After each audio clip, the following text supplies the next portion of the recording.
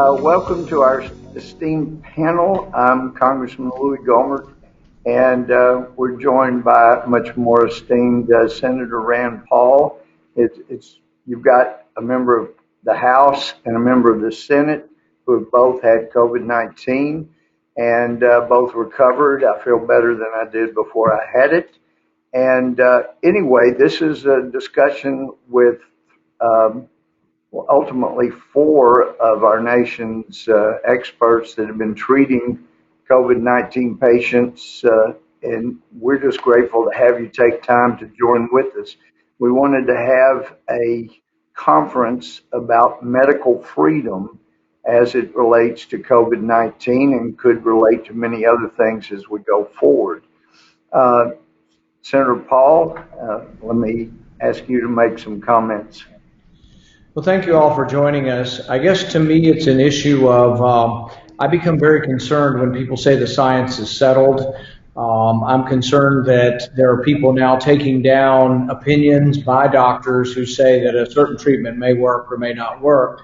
And it kind of reminds me of, Galileo. If the science was settled, the earth was flat, that the sun went around the earth. The science was pretty settled back then. And if you have one authority or one sort of group that gets to decide what scientific truth is, I think we'll have less experimentation, less skepticism, which is really inherent to the scientific method. And so I would love to hear from the doctors we've assembled on what they think is working, what isn't working. But primarily it's about freedom, and it is about hearing information. And I keep saying that in a free country, in a free society, everyone reads, learns about the risks, decides what kind of behavior they're going to do or how they're going to change their lifestyle to avoid this. But also when you get sick, I'm a big believer. I've been very sick. I've had part of my lung removed, and I was a patient that asked about 1 million questions, and I ask every time, what if we do this? What if we don't do this? And I think it's important to interact and try to figure out there isn't always one truth, but the only way you get to the truth is by asking questions, whether you're a scientist, doctor, or a patient. But I am interested to hear from the doctors we've assembled today and hear about what they think about how we should treat this, and also about the freedom for doctors to make the decisions with the patients on the treatment.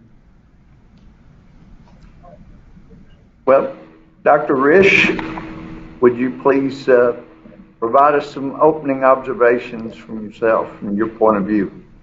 Sure. Senator, Congressman, and my colleagues, it's really great to be with you today.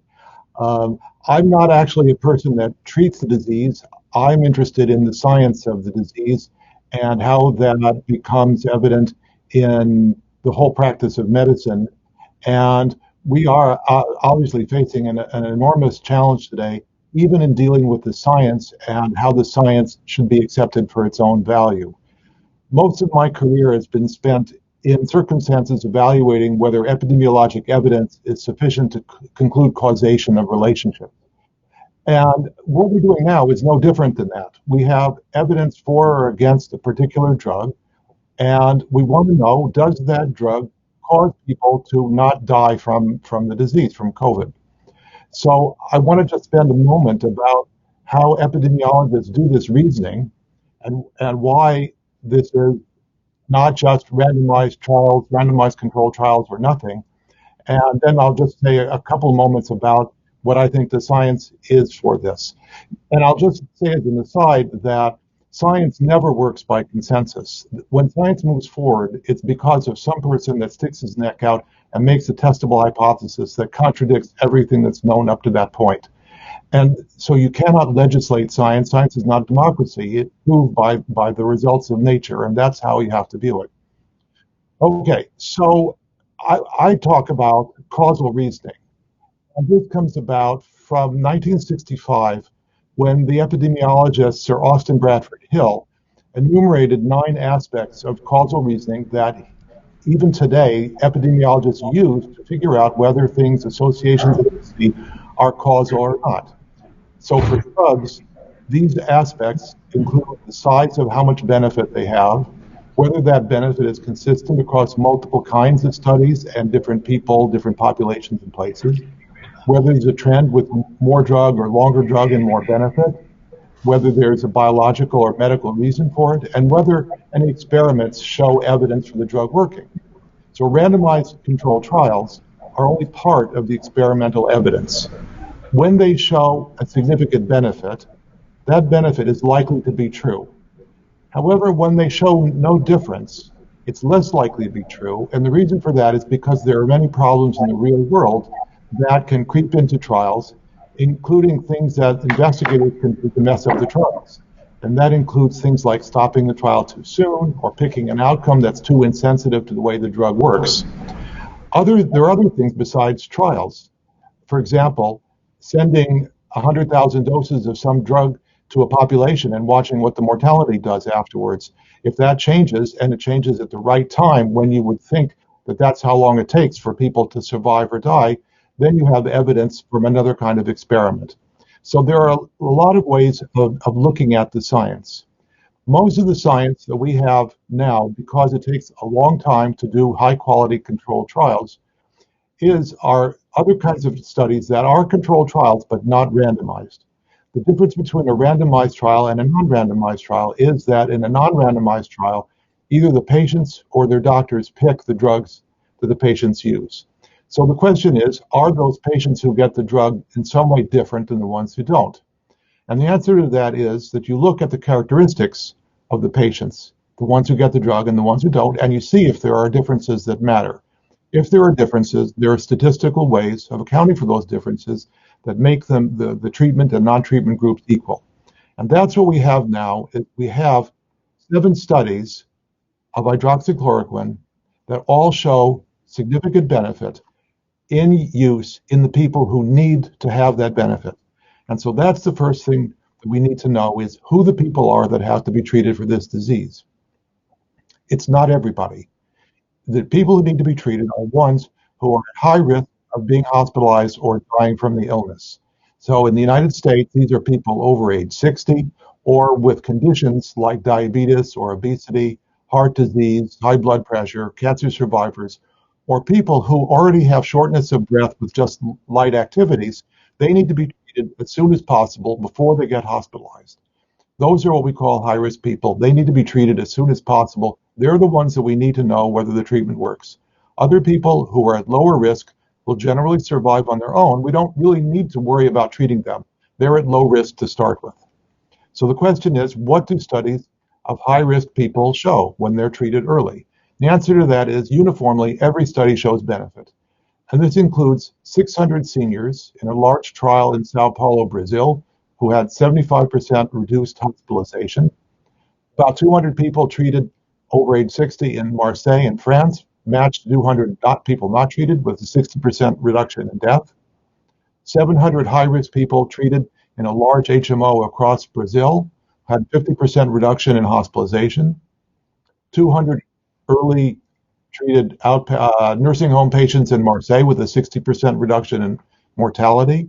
1,100 patients in a New Jersey study with a 50% reduction in hospitalization. 100 elderly residents of long-term care residences in the state of Andorra between Spain and France. They had more than a 10-fold reduction in mortality for hydroxychloroquine used with azithromycin. And finally, just Sunday, we had the results of a national study in Saudi Arabia of 8,000 symptomatic tested positive patients. And in them, they had hydroxychloroquine plus zinc, and they had a 5-fold reduction in death. These are amazing and substantial studies that essentially prove conclusively at the level of epidemiologic evidence of the efficacy of this drug. Now, in addition to these studies, there are in fact randomized trials that bear upon hydroxychloroquine. They're just not perceived as being obvious, but they're in the trials that have already been done. So one of the trials is with a trial in Catalonia in Spain, where most of the people were low risk. These were healthcare workers and others who were under age 60 and at low risk. But interestingly, in that study, they had 293 people who were residents of nursing homes. And so those are elderly people at high risk. And in them, the study outcome was cut in half by taking hydroxychloroquine. And the second randomized trial was the Minnesota randomized controlled trial, in which the outcome was people who were exposed to other people with COVID And then the outcome was to see whether those people got COVID themselves or not. And in this trial, this was Dr. Boulware's study, he proclaimed that there was no association with taking the drug. But Dr. Boulware lumped all of the different days that people could have gotten hydroxychloroquine after their exposure. So he combined people who got it the day after their exposure with 2 days after, with 3 days after, with 4 days after. You can imagine that if you get exposed to an infection and then you start taking a drug 4 days later, infection's already had an opportunity to do its damage to start growing. And so Dr. Boulware's study, his randomized trial, was evaluated independently of him by a statistician who looked at each individual day. And what was found is that the people who received hydroxychloroquine on the day that they were infected had a 72% reduction in getting infected themselves. The people who received hydroxychloroquine on the next day had a 49% reduction. And these were both statistically significant. So here you have a randomized control trial where the study outcome is reduced by 72 or 40 or 49, 50% in the people who got the drug selected randomly. So there is very substantial evidence in randomized controlled trials as well. Well, there's lots of other evidence of different kinds. I don't want to belabor this point, but you can see that there's a huge amount of evidence that supports the fact that hydroxychloroquine used early in outpatients, in high-risk outpatients, prevents them from getting hospitalized or dying from the disease. And that's the most important thing, that we have this evidence. Thank you very much. Thank you so much. That's a really good summary of just the effectiveness of these type of studies. But it's amazing how many reports we get from people parroting information saying, well, it creates more problems than it solves. So you get straight to the heart of it, Dr. Risch, and we appreciate it. Now, we have Dr. Farid that was treating patients really in the epicenter in California where this disease came in. Dr. Farid, let's hear from you. You are an amazing expert. We'd like to hear your take on your treatment. Well, that's my honor to be in this group today, and I congratulate you and Senator Paul on all the work you do for our citizens. I have experience treating COVID patients in the flu stage as outpatients. I also did inpatient work also, so I've seen the whole spectrum, but I'm just going to focus on the flu phase. Like everything else in medicine, treating early is important, and that stands very well for COVID-19. They're very difficult to treat when they're very sick. I use a triple cocktail. It's based on the work from Raul and from Dr. Zelenko. It's it's a very well tolerated treatment. The components are HCQ, hydroxychloroquine, zinc, and azithromycin, and it's a treatment that's given early in the infection. As you said, Congressman Gohmert, I have been practicing medicine for 30 years in a rural area of California that became the epicenter for the pandemic in California. We're near Mexicali in the southeastern part of the state. This was in June and July, and we were hit hard by it. My clinic and the All Valley Urgent Care Clinic of the Imperial Valley, where I also work, have seen more than 2,000 suspected patients. And from those, there were 455 that were either high risk or highly symptomatic, and they were put on the HCQ cocktail. Those patients have done very well. The best time of treating the patient is early, as I said, before within 5 to 7 days, but even later it can be effective. And my goal has been to prevent hospitalization. The patients that I treat, or some that Dr. Risch has mentioned, they're high-risk patients. They're patients that are 60 years of age, that have comorbidities, or even just 60 years is a good marking point for offering the treatment. But I also offer it and use it in any patient that has moderate or severe flu symptoms. And I've seen too many patients come in to my office that have fought it off on their own. They're young, healthy people, and they're suffering with all sorts of problems that they shouldn't be contending with. I just want to give a couple of examples. Try not to take up too much time, but I'm sorry. I had this off, but the nursing home in the Imperial Valley, where I'm the medical director, incurred an outbreak, unfortunately, in June, at the beginning of our epicenter period. And we had 31 patients there that I put on the cocktail. 29 recovered fully. Unfortunately, at that nursing home, they don't have negative pressure isolation rooms, and 43 staff members became infected. And I treated many of them, not all, but many were asymptomatic, but all recovered very well. Another striking example to me is a prominent member of our community, a 74-year-old man with symptoms for 4 or 5 days, shortness of breath progressing, fever, weakness, who also had diabetes and heart disease, mildly overweight. He went to the emergency room and they turned him away. He wasn't quite qualifying for admission. When I learned of this, I treated him with the HCQ cocktail and he recovered in 10 days at home. The results are consistently good. The response is dramatic and it's been uniformly well tolerated, as I said, with improvement often in 48 hours. I've seen very few hospitalizations, and we had one fatality in my own clinic population, and this was a man with a predisposition to heart disease, and about 2 weeks after he was treated by me, he had a heart attack and succumbed. I've not seen a single negative cardiac event and few other side effects, despite what the media says. My experience is in line with all other studies, some of which Dr. Risch has mentioned, with early use of the hydroxychloroquine triple cocktail. And I believed in it so much that I wrote a letter to the president. I wrote a letter to my congressman. I wrote a letter to my State Department, Health Department. I wrote an open letter with my colleagues to Dr. Fauci, and also a national plan that with these colleagues. Thus far, we've had no response to those letters. And I believe that the public has been misled regarding the dangers of HCQ. HCQ is very safe when and particularly when it's used in the proper dosages. And it's very well tolerated and it's very effective. It's just a short-term treatment with other components that enhance its action.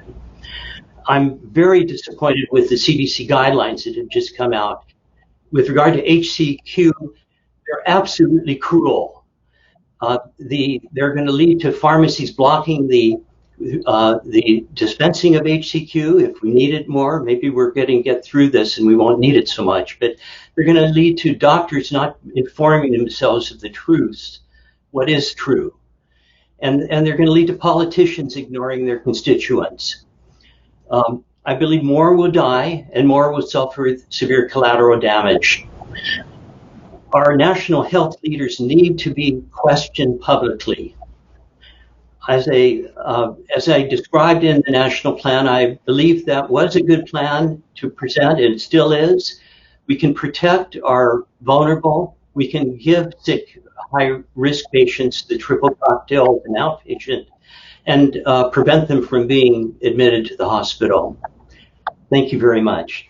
Well, thank you. And let me just say, you all three of you had, until you took this position on treatment of COVID, you had sterling, superb reputations as incredible doctors and researchers and treaters. And so when we talk about medical freedom, it is just shocking that you would have people come between a patient that they've never seen, don't know of, and the treating physician, and especially where they're utilizing medication that was approved back around 65 years or so ago.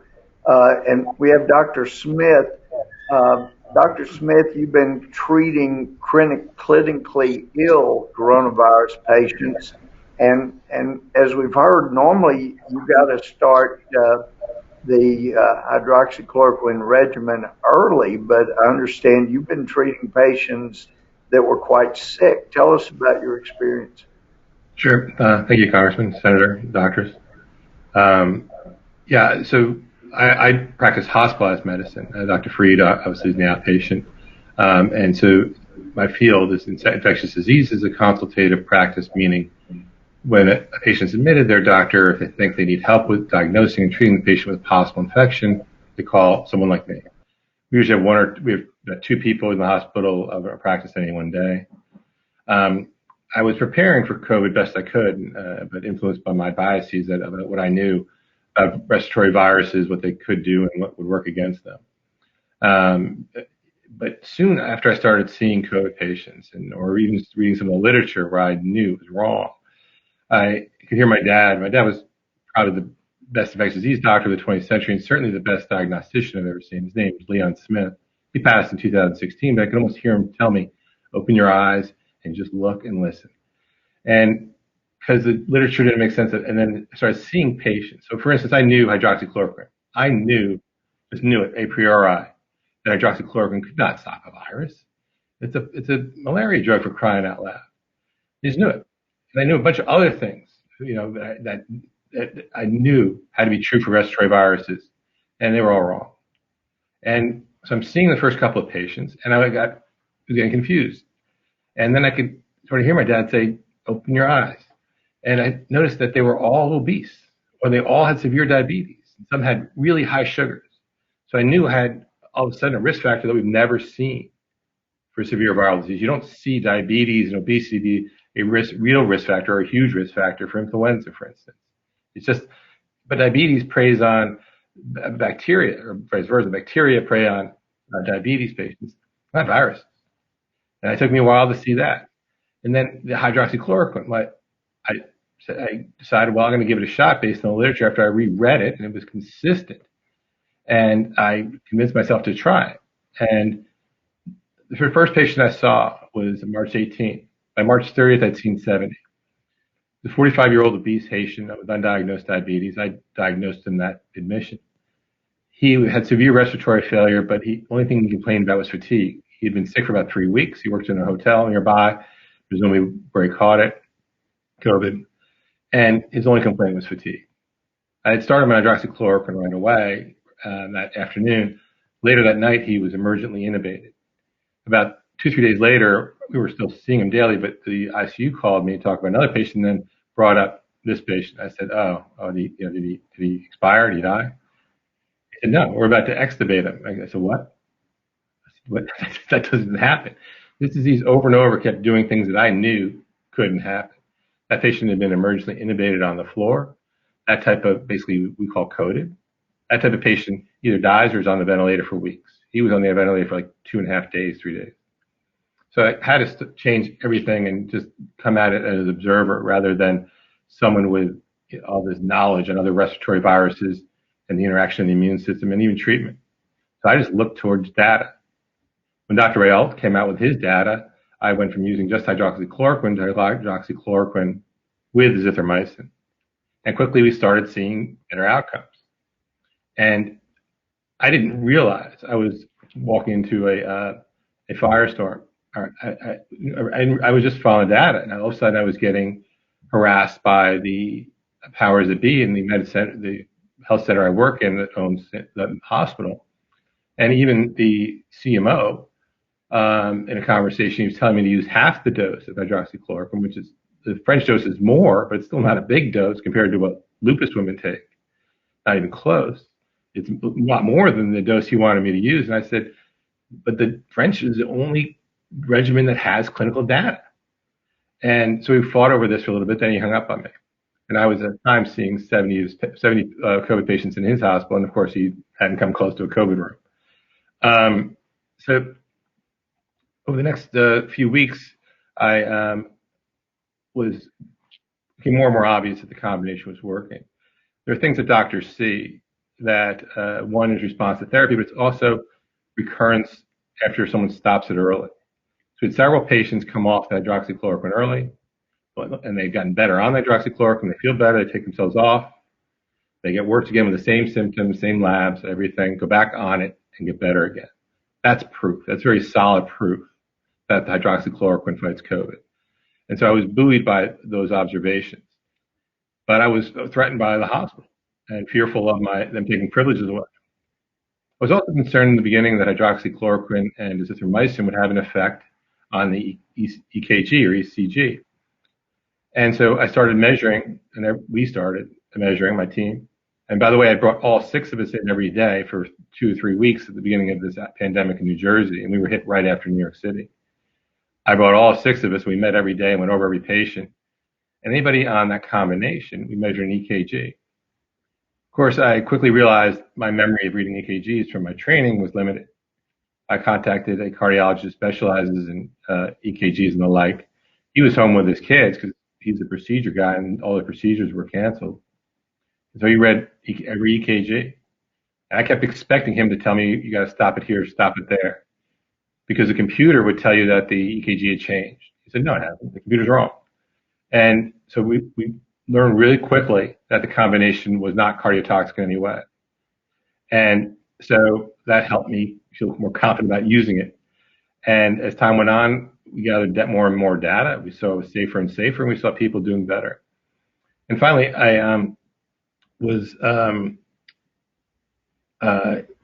got some compliments from various people at the hospital I work, compliments from people I'd never gotten compliments before, including a pharmacist a couple of weeks ago.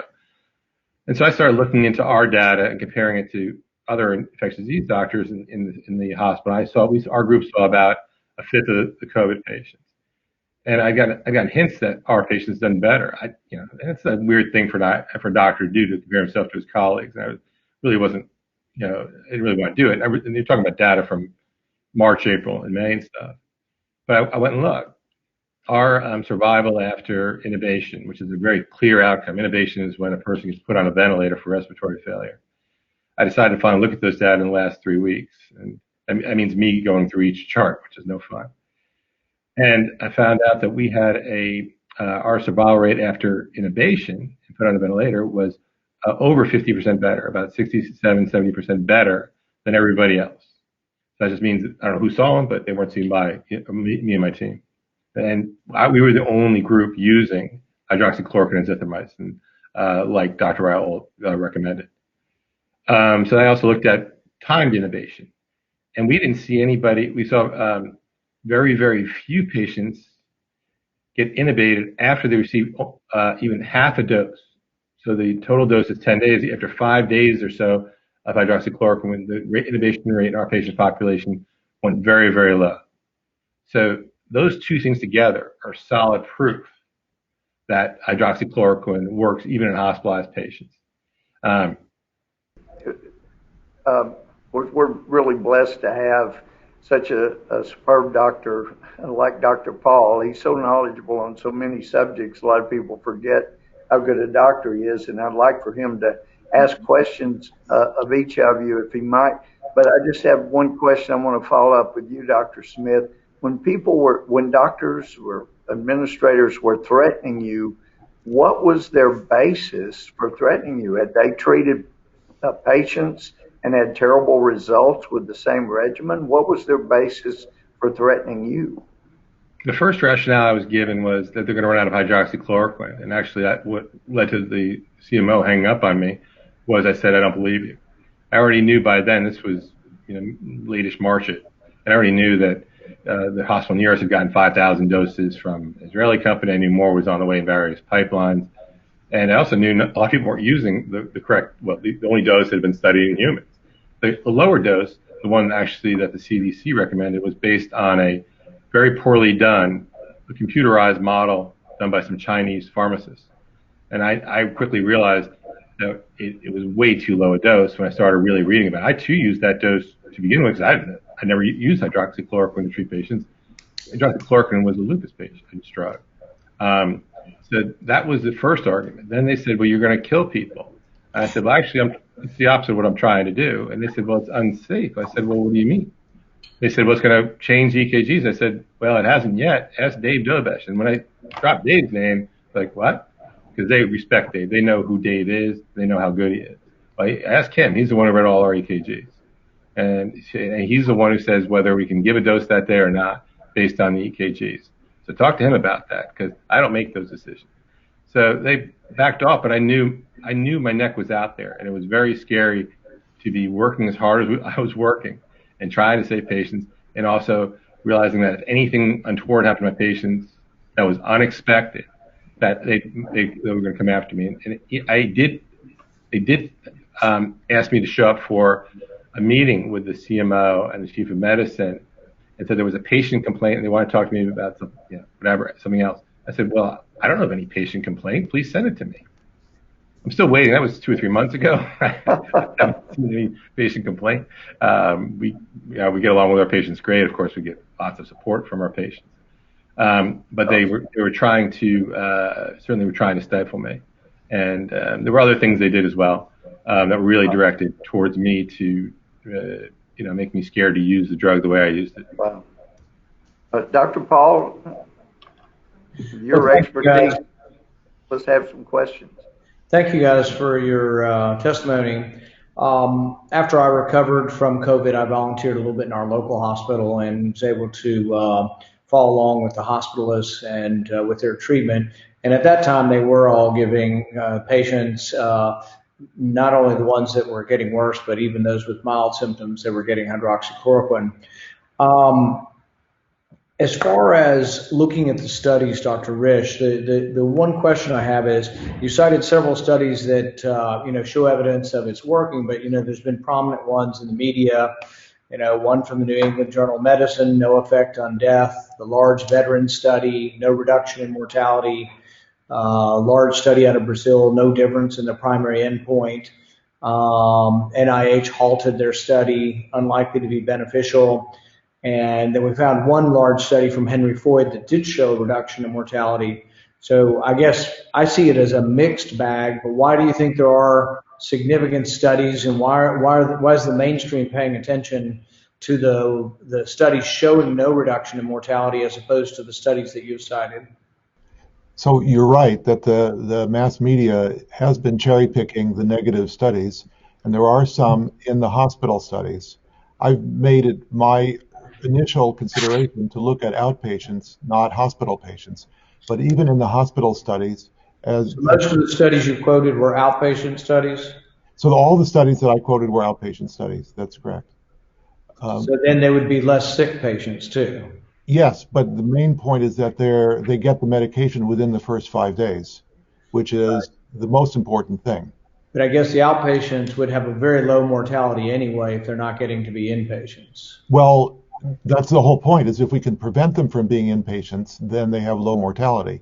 Right. So that's the whole overriding point, is to prevent them from being hospitalized. Which I guess gets to the question, and I guess for Dr. Smith would be, the hard part about studying this, and they're going to have a tough time even with vaccines in studying this, because not that many people get it as a percentage of the public, and right. You've got to measure sort of an endpoint of who gets it again. And so it's going to be very hard to study if you wait to see who gets it and who doesn't get it, just because it's really not a significant percentage of the public getting it. But it's the same way with studying whether hydroxychloroquine or anything else works, is that you have such huge numbers of people who get better on their own, with or without treatment. And so it is, significant to see these people getting better on hydroxychloroquine, but it is really ultimately going to take, controlled studies that bear out, the things that you're seeing in the hospital to know that what you're seeing is not people who are simply getting better. Because if you look at the age brackets, it can be well over, in some of the countrywide studies, over 90% of people have either asymptomatic or mildly symptomatic disease.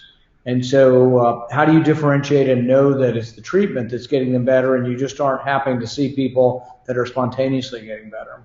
Well, obviously my patients are all sick, right? They're in the hospital, and 90-something plus percent need oxygen. So they're that sick. To get in the door after, say, March 20th, in other words, get admitted to the hospital, you had to be needing oxygen. So they were already sick.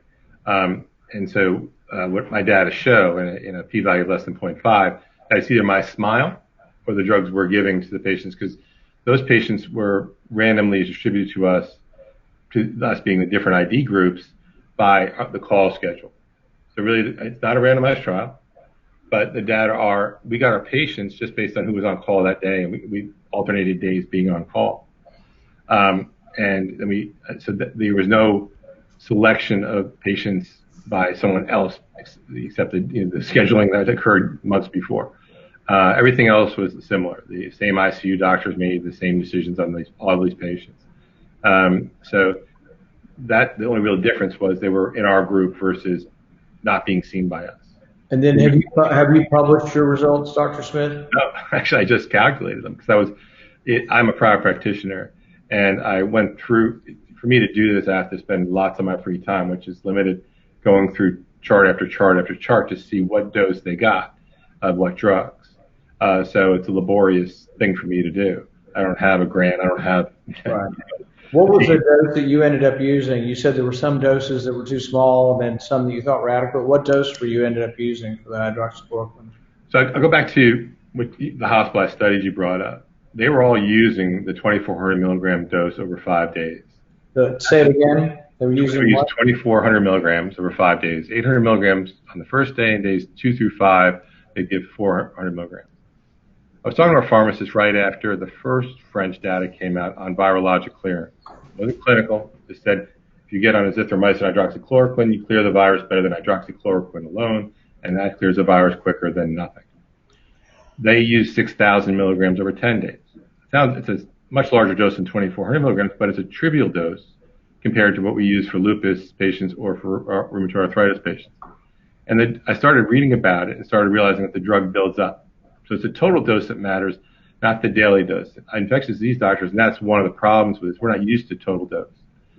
The only total dose drug I can remember in infectious disease was a drug called amphotericin, which we don't even use anymore. So we use days on therapy. You used to be treated for this many days with an antibiotic. But so these studies and I was using this 24 milligram dose.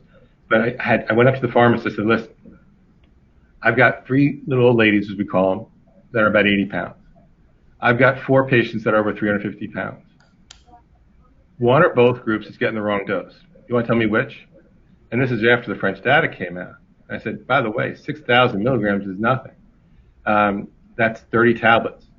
And lupus patients pass that by day 12 or so anyway on their own. And they take it for life, and the drug builds up in them for 7 months. So when I started to get more and more of a hand on this drug, I started to realize the problems with that trivial dose of 2,400 milligrams. And so you think in some of the studies that that are not showing an effect on mortality, you think there was an inadequate dosage? I know it. And, the New England Journal article you mentioned, and then there was a JAM article that followed. I think they're both from New York City. I was actually, I was in the White when I visited President Trump in April, and we were talking about with Steve Hahn there and Laura Ingram.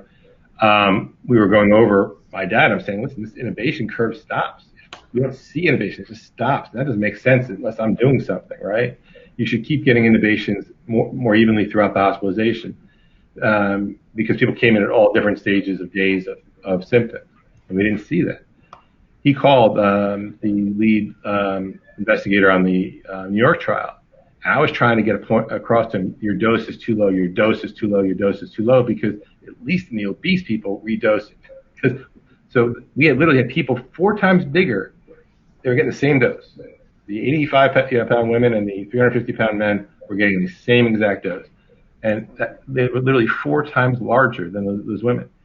And your current regimen, you're still using hydroxychloroquine. Are you also using remdesivir and or steroids? So the steroids we sometimes the pulmonologists use, and the lung doctors, the pulmonologists, were the ones using steroids before. The steroid dose that was used in recovery you've got some inconsistent data. I don't like inconsistent data. What Dr. Risch referred to, that 1 to 2 day, I like that. I like to see things that make sense. Of you get it on day 1 or day 2, it's a decrease, right? In a recovery, they use a very low dose of dexamethasone. This was randomized. But the people that didn't require oxygen did worse. And they did worse in a statistically significant way. And I don't like that. So if you cross over to needing oxygen, your survival goes up. But if you didn't need oxygen, you did worse. Pathophysiologically, that bothers me. But yes, we are using the low dose of dexamethasone in our patients. We're using zinc now. I use remdesivir as well. Remdesivir, obviously has had some issues as far as its clinical trial results as well. remdesivir is only a 5-day intravenous course. I don't see a huge effect from remdesivir. We are still using combination therapy, but we didn't see a huge improvement. There are several labs we follow in COVID patients, and they did not dramatically improve with remdesivir. But again, we still use it, and I don't know if it's contributing to our patients. I did not use it. And the data I'm talking about, it wasn't available to us. The data I'm referring to, we had very little things about. Remdesivir didn't come to Jersey, at least this hospital, until mid-May. So the data I'm referring to are from March and April. And this would be sort of a final question. It's a little more of a general question. A lot of people don't realize that many drugs are used for multiple purposes, that were not their original, use or what they're indicated for. It's all sort of off-label use. And, they don't realize how extraordinary it was when the governor, I guess, of Michigan decided that she would actually prevent doctors from making these decisions. And I guess maybe just comment on a few drugs that are used off-label that you know of that people might be familiar with. I'm not even sure if hydroxychloroquine has a specific indication for lupus or whether that was something that was discovered after, because it was probably already out there for malaria. And learned later for lupus. So hydroxy got approved for malaria use in the 50s, and then later lupus and rheumatoid arthritis, I believe. But so most of infectious disease is done off-label. The first-line therapies, and I'm trying to think of what you all be familiar with, ceftriaxone, for instance, for endocarditis, metronidazole or flagyl for C. diff. These are first-line drugs. Half of ID or more is off-label. Because meropenem for hospital-acquired pneumonia, again, and I'm trying to think of something you all know. Doxycycline pretty much for anything. I think most Lyme therapies that are used, I think Doxy got approved for Lyme, but the other ones that are very effective are off-label. So I think ceftriaxone for Lyme perhaps is off-label, but most of it's off-label. Anybody else on that, Dr. Farid? One more thing I want to just bring up. Sorry, Senator Paul. If we really demand that, I'm all for randomized clinical trials, but it's hard to do when you've seen the stuff we've seen and the data we have that already exists. And to see the data and to treat patients and have the occurrences and those data that I have. But does that mean we have to go back and look at all syphilis therapy? There's no randomized controlled trials for syphilis. Tetanus vaccine never had one, on and on. All the antibiotics that were approved before the 1975-ish don't have any randomized controlled trial. So does that mean that all of that we have to go back to? Yeah, no, I think that's a good point. And people don't realize that the history of medicine has been the history of off-label use and people discovering other uses for drugs that are out. And that there is still an art form to medicine. That you're right, not everything can be controlled in a fashion. It's sort of like if you want to have a double-blind study on vaccines, we're going to have to inject people with the virus to see if it works, and we're not going to do that. So it's going to take quite a while to determine what works and doesn't work. But I think it's important to have this discussion, and I think that people do need to hear it. And the worst is the idea that we have media portals like YouTube banning it. Dr. Atlas was taken down off of YouTube and banned because he disagrees with the WHO, even though he is now an advisor to the president. So I really think that that's medieval type of thinking, and yet the people who are doing this claim to be enlightened, but they're enlightened and they think it's settled. They're not scientists. Many of them never took a science class in their life and couldn't have passed a science class, and yet they're passing verdict on what is the conclusion of science. Dr. Farid or Dr. Risch, do you have any other comment either on the off-label or anything you've heard here that you'd like to make a comment on? I'd just comment one thing, that the reason we know that these studies show benefit is because they are controlled studies. They do look at people treated and people not treated and show a difference between them. The studies that just look at treated patients, that's an argument, although in the state of Connecticut during April, May, the mortality in people over age 60 who had COVID was 20%. So you have to know in context, but for sure, the controlled studies like the ones that I quoted all show benefit as a difference between treated and untreated patients. But can I just add one thing to Dr. Farid's work, which I was very, very impressed by? George, you treated how many patients? How many hundreds? 455. So one of the things and you had one hospital admission, right? We had a few hospital admissions for a very short time period. So in this chart review I've done, Senator Paul and Congressman Gohmert, I noticed that seriously ill patients, those who were intubated or ended up dying, that it's got to be at least 10 to 15, 20%. And I'm tracking that, and I'll calculate those numbers eventually. Went to the ER, got sent home with nothing, and they came back. And I don't know what the denominator is, right? But they weren't offered anything. And it was very, very common. And Dr. Fareed's group, he didn't have anybody get, he had nobody getting intubated, for instance. Where a lot of those people that came back, and it was almost diagnostic or prognostic that you were going to intubate. If you went to the ER, got nothing, 5 days ago and came back to the ER, the intubation rate was much higher than if you just come in and got admitted. So yes, it's observational, but when it's that consistent, it's pretty amazing. May I make a comment? I'd like to just briefly on off-label usage. One of the great categories of medications for that are anti-epileptic agents that are used off-label in many areas, neuropathic pain and depression and other areas beyond epilepsy. But I would like to emphasize that we, in our outpatient work, we use 3,200 milligram total dose in a 5-day period. We've carried that over into the inpatient setting, and we've had patients that come through without being intubated that are discharged in short periods of time when they get that plus convalescent plasma and even steroids, but going home rather than staying on for a prolonged period of time. The other thing is that the goal of our work here has been to avoid the suffering that you see in the small fraction of patients that have to be patients of Dr. Smith. And I saw those patients, and I do see them when I'm on call at the hospital. We're seeing less of them now, but this all could have been avoided if we'd started off on the right path early on, given it a chance. That's all I asked for. I didn't want someone to step in front of me and prohibit me or criticize me. I was criticized by our county health officer when I prescribed the cocktail to the nursing home patients. They said I might go to the medical board. In any case, that doesn't bother me, but I do feel that this needs to be addressed. People need to come up with why this wasn't given a chance at the time that we needed it, and we still need it. But that's my major point today. I would agree, and I think we're going more and more towards central control of so many things. And in medicine, you're not going to find this serendipitous sort of discovery if we regiment things and disallow things. Just sort of an aside, almost a trivial aside on off-label, but we had a glaucoma drop that we were giving.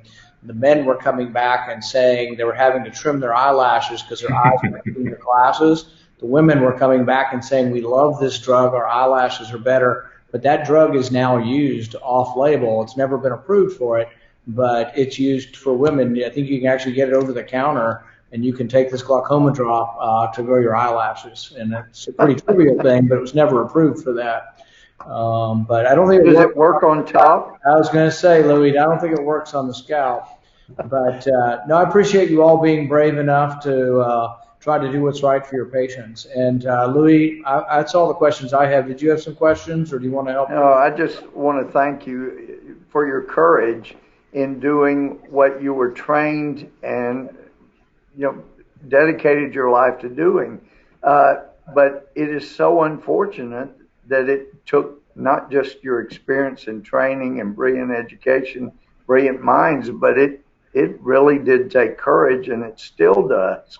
And Socrates comes to mind, a guy that really set up education the way it's often used now. And yet that's a guy that we talk about. You mentioned Galileo, but I heard a comedian say, Socrates, we know two things about him. He gave a lot of advice to a lot of people, and they made him drink poison. So it's a scary thing when you're courageous enough to tell people the truth, and we really appreciate what you're doing about that. And Dr. Paul, I'd like to thank you. As soon as it broke that I'd tested positive for COVID, I immediately heard from you and got encouragement and suggestions, and I'm very grateful for your friendship and your professionalism. But thank you very much. We're hoping that others will find courage through your courage and your experience. Just really appreciate it. So thank you so very much.